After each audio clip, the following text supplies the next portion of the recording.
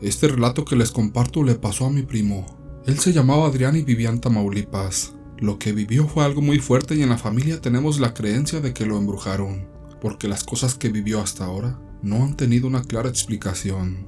Mi primo Adrián era un joven muy tranquilo cuando era adolescente. Él no se metía con nadie y era muy trabajador. Pero cuando llegó a los 20 años y se cambió a trabajar en una fábrica de plásticos, él cambió mucho. Comenzó a juntarse con amigos que lo fueron maleando hasta convertirlo en algo que él no era.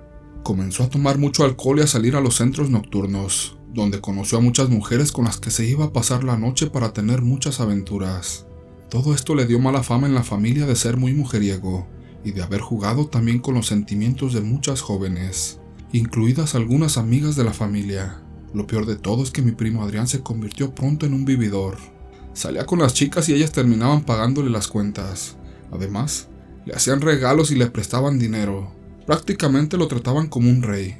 Él se volvió muy manipulador y sacaba ventaja de que tenía mucho éxito con las chicas. Les resultaba muy atractivo. Era alto y muy fornido, así que era todo un don Juan. Mi primo había nacido en una familia de clase media y nunca le faltó nada. Siempre se fijaba en mujeres de alto estatus a las que conquistaba con la finalidad de aprovecharse y sacarles todo el dinero que podía. Pero hubo un caso en particular que marcó su vida para siempre. En una Navidad, Adrián nos sorprendió al llevar a una cena familiar a una chica llamada Laura. Era una chica muy bonita, agradable y noble. Yo recuerdo que me preocupé mucho por aquella chica, pues ella no sabía o no tenía idea en lo que se estaba metiendo con mi primo.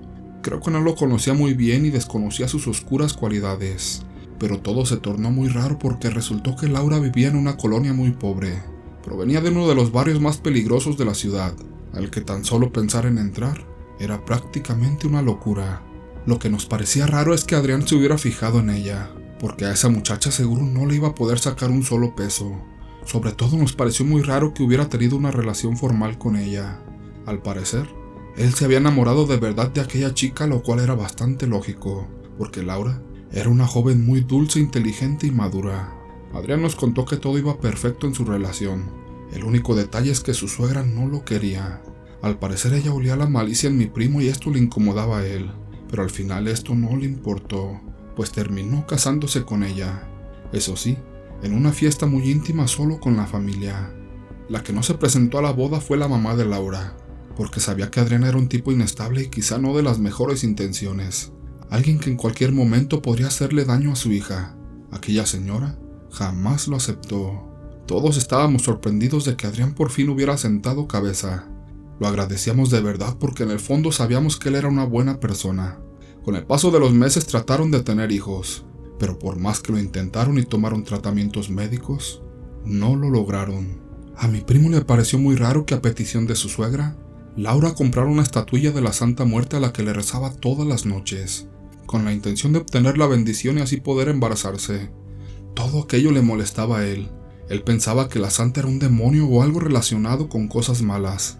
Esto hizo que las cosas entre ellos se comenzaran a poner un tanto complicadas, ya que él siempre había soñado con tener un hijo, pero ya no le estaba gustando lo que Laura hacía para conseguirlo. A raíz de esto, Adrián volvió a caer en la bebida, y muchas veces ni siquiera llegaba a su casa a dormir.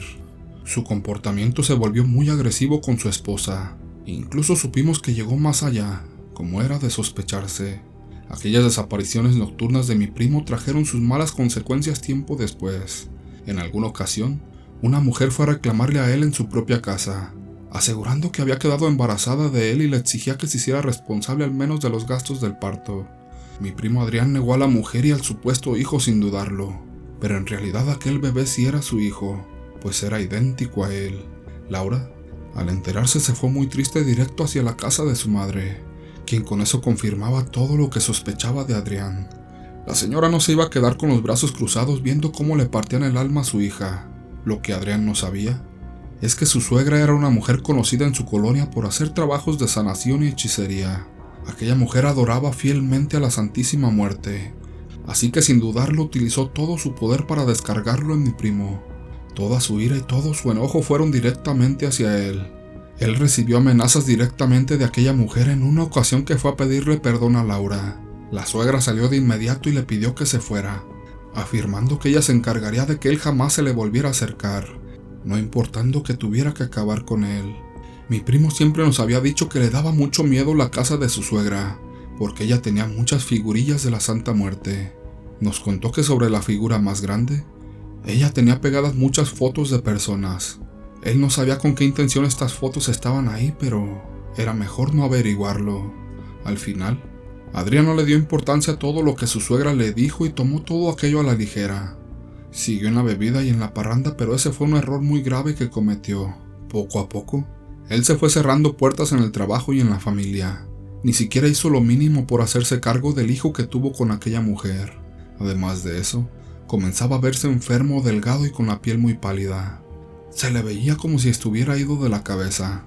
También comenzaba a tener alucinaciones y unos raros episodios de comezón en los que se rascaba todo el cuerpo. Decía que decenas de arañas se le subían al cuerpo y él con sus uñas se rascaba y se rascaba con mucha fuerza, hasta el punto que se arañaba la piel y le salía sangre. Después de eso, le fueron saliendo unas raras ampollas en el cuerpo de las que le brotaba una apestosa pus. Acercarse a él era muy desagradable porque su aroma era fétido y asqueroso.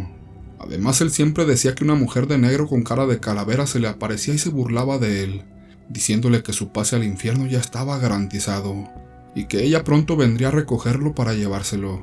Solo por compasión lo ayudaban, pero ya ni siquiera mi tía lo quería porque él había sido una persona horrible con todos en los últimos meses. La situación y el aspecto de mi primo eran horribles, y los doctores no pudieron hacer mucho por él. Realmente no alcanzaron a hacerle los estudios necesarios porque falleció muy rápido. Antes de fallecer, nos dijo que tenía miedo de que su suegra lo hubiera embrujado y ofrecido a la Santa Muerte, como venganza por lo que él le había hecho a su hija. Nos dijo que él no hallaba otra explicación de todo lo que le estaba pasando, y decía que por eso su vida se había ido en declive tan rápido. Yo sí creo que mi primo sufrió una horrible venganza por haber hecho ese daño, y podría asegurar que lo que le pasó fue realmente brujería, o quizás solo el karma de todas las cosas que él hizo. Al final solo Dios sabe todo lo que pasa, y sabrá qué ocurrió realmente con él. Solo esperamos que mi primo esté descansando en paz. Con el tiempo, muchas cosas salieron a flote. Supimos que Laura sí pudo tener hijos con un segundo matrimonio. Al parecer con aquel hombre no tuvo ningún problema para embarazarse. Con ello surgieron los rumores de que la madre de Laura de verdad sí había ofrecido la vida de mi primo a la Santa Muerte, a cambio de que Laura pudiera tener hijos. Pero esas son solo cosas que la gente dice.